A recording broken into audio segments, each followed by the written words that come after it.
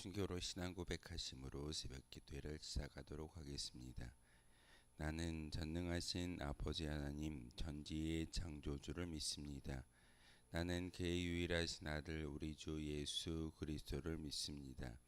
그는 성령으로 잉태되어 동정녀 마리아에게서 나시고 본디오 빌라도에게 고난을 받아 십자가에 못 박혀 죽으시고 장사된 지 사흘 만에 죽은 자 가운데서 다시 살아나셨으며 하늘에 오르시어 전능하신 아버지 하나님 우편에 앉아 계시다가 거기로부터 살아있는 자와 죽은 자를 심판하러 오십니다.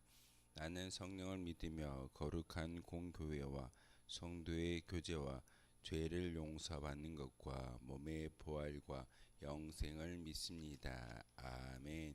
찬송가 336장 함께 찬양하겠습니다. 찬송가 336장입니다. 찬송가 336장입니다.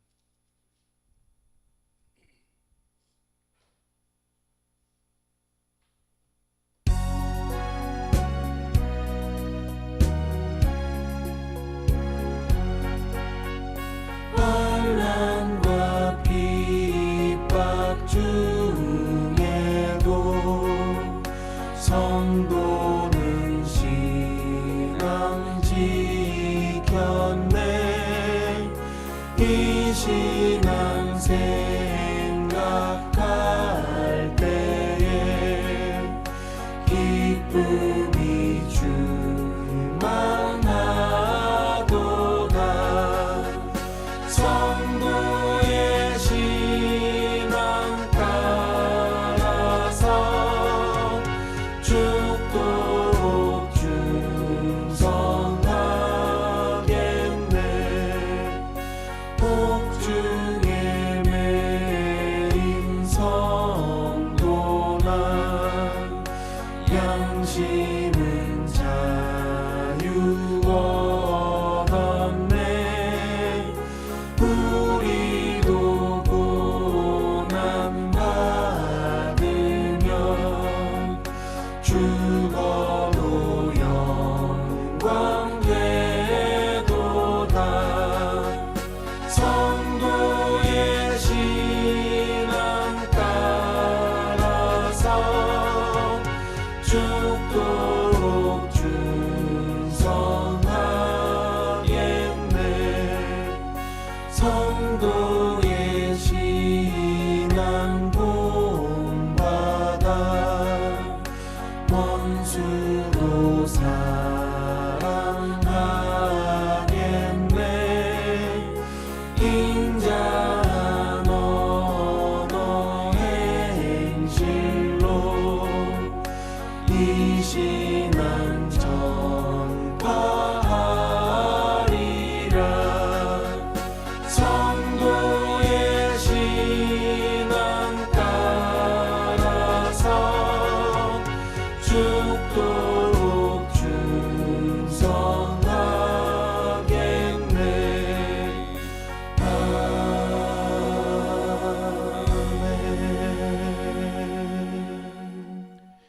함께 보실 하나님 말씀은 시편 41편의 말씀 보겠습니다. 시편 41편의 말씀입니다. 한 절씩 교독으로 하나님 말씀 받들어 읽겠습니다. 가난한 자를 보살피는 자에게 복이 있으며 재앙의 날에 여호와께서 그를 건지시리로다.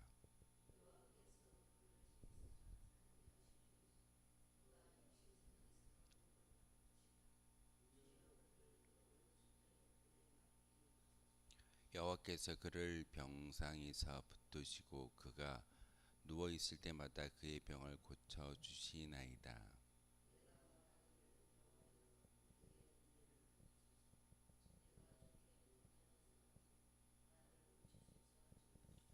나의 원수가 내게 대하여 악담하기를 그가 어느 때나 죽고 그의 이름이 언제나 없어질까 하며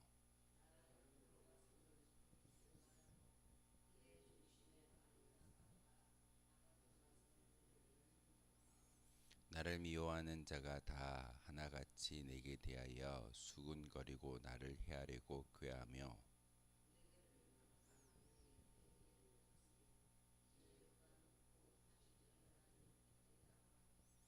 내가 신뢰하여 내 떡을 나눠 먹던 나의 가까운 친구도 나를 대적하여 그의 발꿈치를 들었나이다.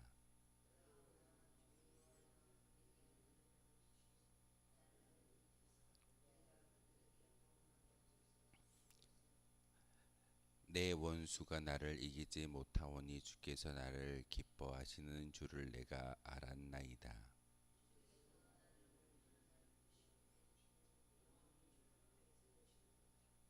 함께 읽겠습니다.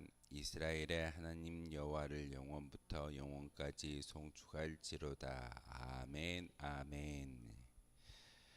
시편 41편을 통해서 시편은 1편부터 150편까지 기록되어져 있는데 5권의 책으로 기록되어져 있습니다. 유대인들이 좋아하는 숫자가 여러 개가 나오는데 우리가 7이라는 숫자는 럭키 세븐이라고 해서 행운의 숫자라고 이야기합니다. 그래서 성경에서 이야기하는 7은 완전수이고 10이라는 숫자도 마찬가지입니다. 그리고 12라는 숫자는 여러분 12라는 숫자는 12지파를 생각나게 하고 신약으로 돌아가면은 12명의 제자를 생각나게 하는 그런 완전수가 12라는 수입니다. 그런데 유대인들이 특별히 좋아하는 숫자가 5라는 숫자를 참 좋아합니다. 왜 그러냐면 지금도 유대인들이 가장 존경하고 믿고 따르는 그런 민족을 리더 가운데 모세라는 사람이 있습니다. 모세가 창세기부터 창출, 레이기, 신명기, 민수기까지 5권의 책을 모세 오경이라고 우리가 알고 있습니다. 지금도 구약의 유대인들은 그 모세 오경의 말씀을 읽고 묵상합니다. 우리가 읽는 것과 똑같습니다.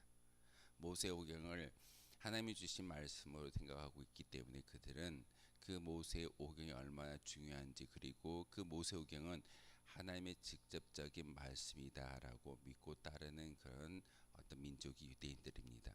그렇기 때문에 유대인들은 5라는 숫자를 되게 좋아합니다. 5권 5라는 숫자를 좋아하듯이 시편도 약 100년에 걸쳐져서 이 시가 기록되어졌는데 이 시편의 말씀을 5권의 책으로 나누어서 1권, 2권, 3권, 4권, 5권으로 구분해서 우리가 보게 되어집니다. 성경 안에 들어와 있기 때문에 우리는 1편부터 150편까지 쭉 묵상하고는 있지만 1권의 마지막 주인공이 누구이던가요? 이 시를 쓰고 있는 사람이 다윗입니다. 그런데 내일부터 읽어나갈 42편의 부제를 보시면은 고라의 자손이 하나님께 찬송의 영광을 올려드리는 것을 보게 됩니다.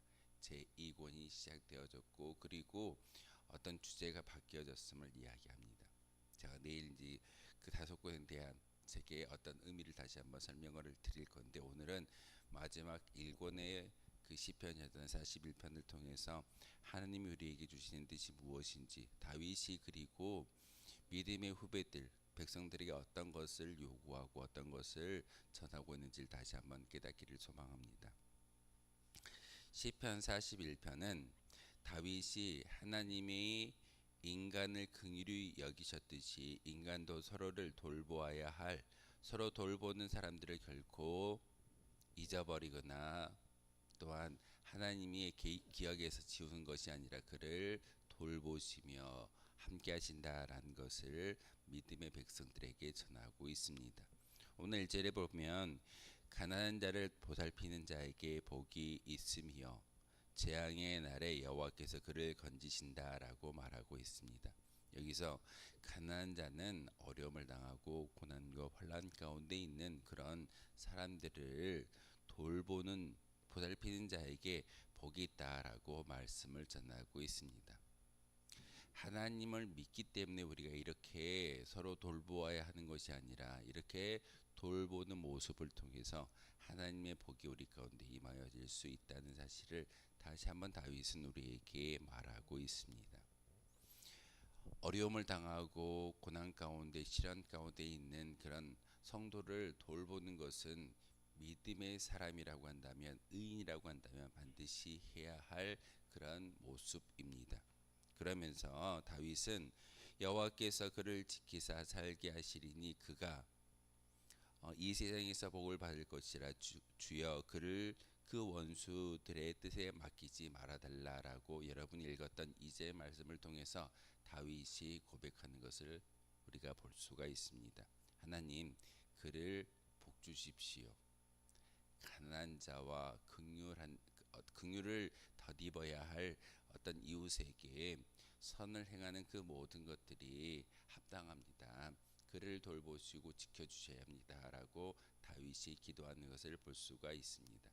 그런데 어려운 사람을 돕는 그런 모습 가운데 있었을 때 그 어려움이 처한 사람들이 그 선에 대해서 그 믿음의 행위에 대해서 온당하게 받아들인다면 참 좋을진데 그렇게 하지 않는 것이 우리의 모습일 때가 참 많이 있습니다.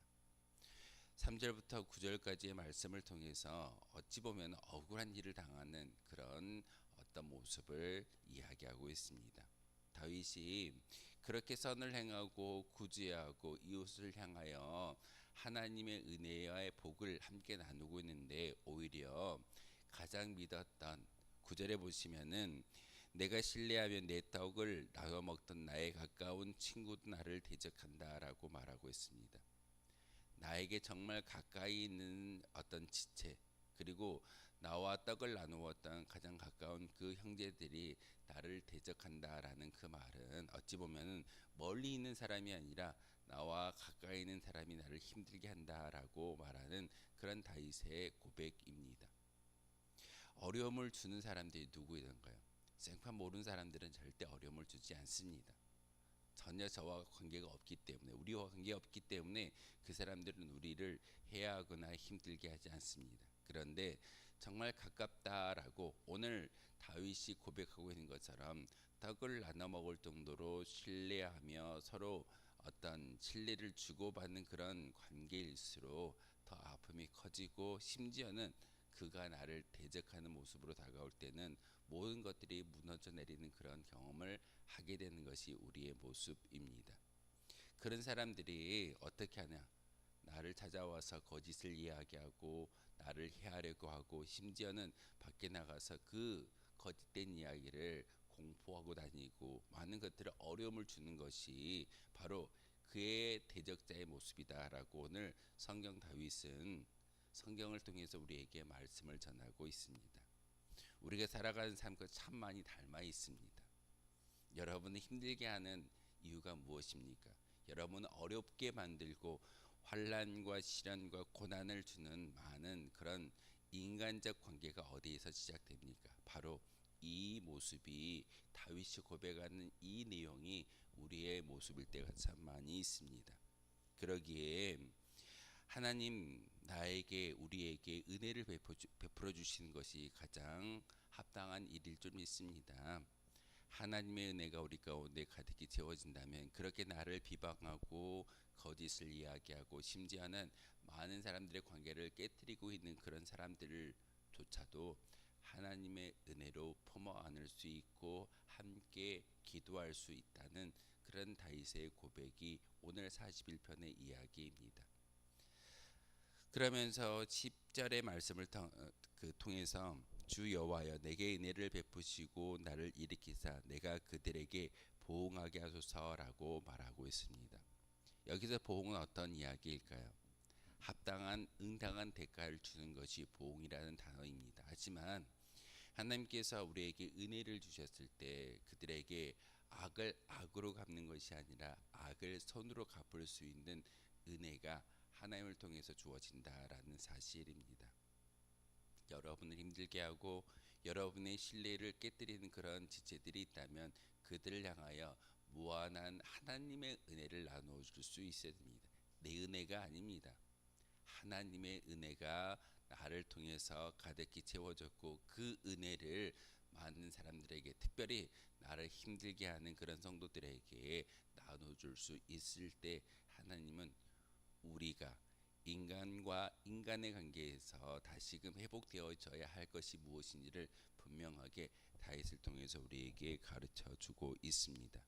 그러면서 11절의 말씀을 통해서 내 원수가 나를 이기지 못하오니 주께서 나를 기뻐하시는 줄 내가 알았나이다라고 말씀을 전하고 있습니다.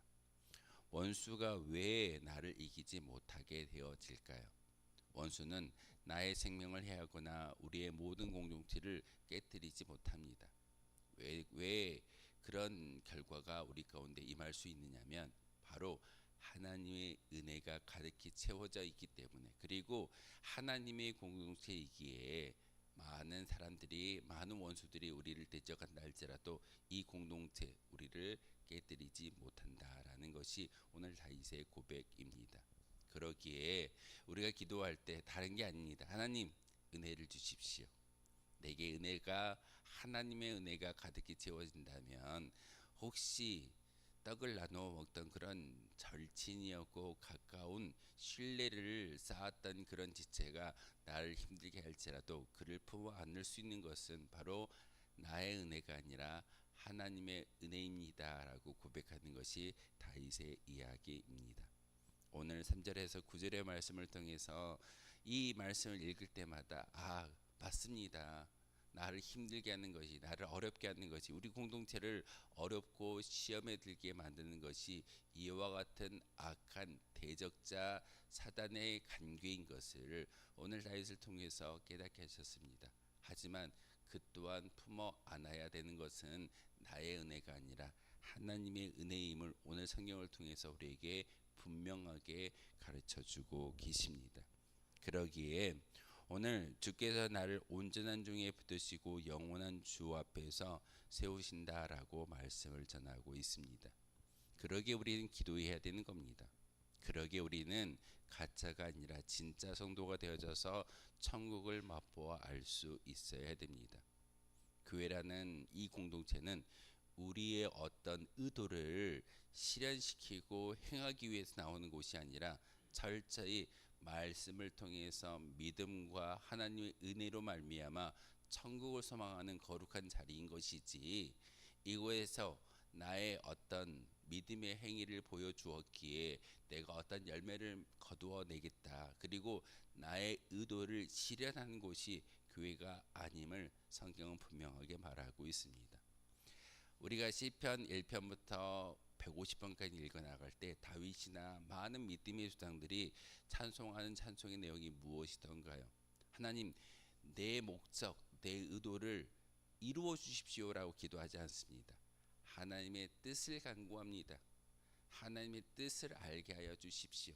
그리고 그 뜻이 우리의 심령 가운데 임하여졌을 때 그 뜻을 전할 수 있는, 하나님의 은혜를 전할 수 있는 도구가 바로 나이기를 원합니다라는 것이 이 시편의 주제이기도 합니다. 성경은요, 우리가 믿는 예배와 우리가 드리는 기도와 찬송을 통해서 우리에게 주시는 하나님의 뜻은 나의 목적과 나의 의도를 성취하기 위해서 이 공동체를 세워주신 것이 아니라 철저히 죽어가는 영혼들이 지옥 가지 않게 하기 위한 목적이 바로 교회인 것을 여러분 꼭 기억하셔야 합니다. 그러기 때문에 13절의 이 말씀이 다윗이 마지막으로 함께 올려드리는 찬송의 영광의 믿음의 고백일 줄 압니다. 이스라엘의 하나님 여호와를 영원부터 영원까지 송축할지로다. 우리가 찬송해야 되고 우리가 믿어야 할 대상은 다름 아닌 인간도 아니고 환경도 아니고 우리가 들고 있는 이 성경도 아닙니다.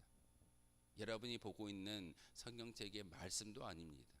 우리가 찬송하고 예배해야 할 대상은 오로지 한 분이신 하나님밖에 없다는 사실을 여러분 꼭 기억하시고 오늘 하루도 그 하나님을 향하여 찬미하며 송축하며 예배할 수 있는 저와 여러분 되어 주시기를 주님의 이름으로 소망하겠습니다. 기도하겠습니다. 거룩하신 주님, 참으로 감사를 드립니다. 오늘도 이렇게 주님의 존중에 올라와 기도하게 하시고 특별히 인간과 인간 관계 사이에 긍휼히 여기시고 또한 그를 지켜주시는 하나님의 은혜를 다시 한번 깨닫게 하시오니 참으로 감사를 드립니다. 하나님, 우리가 이 운천제단에 올라와서 예배를 드릴 때마다 다시 한번 우리의 모든 것들을 지켜주시고 나의 원수가 우리를 힘들게 한다 할지라도 하나님의 은혜로 말미암아 넉넉히 그들에게 선대하며 그들을 하나님의 은혜로 보응할 수 있는 믿음이 우리 가운데 있기를 소망합니다. 하나님, 다시 한번 우리가 신뢰하며 내 떡을 나누어 먹던 가까운 지인들이 나를 대적하고 힘들게 만든다 할지라도 그들에게 하나님의 은혜를 베풀 수 있는 거룩한 믿음의 고백이 우리 가운데 있게 도와 주옵소서. 우리에게 생명을 주셨고 우리에게 또한 귀한 시간들을 허락하여 주셨사오니 우리의 모든 생명을 통하여 하나님만을 송축하며 예배할 수 있는, 찬미할 수 있는 거룩한 주의 도구가 바로 우리가 되게 도와 주옵소서. 예수 그리스도의 이름으로 기도하옵나이다. 아멘. 하늘에 계신 우리 아버지, 아버지의 이름을 거룩하게 하시며 아버지의 나라가 오게 하시며 아버지의 뜻이 하늘에서와 같이 땅에서도 이루어지게 하소서. 오늘 우리에게 일용할 양식을 주시고 우리가 우리에게 잘못한 사람을 용서하여 준 것 같이 우리 죄를 용서하여 주시고 우리를 시험에 빠지지 않게 하시고 악에서 구하소서. 나라와 권능과 영광이 영원히 아버지의 것입니다. 아멘. 오늘 말씀을 생각하며 기도하도록 하겠습니다.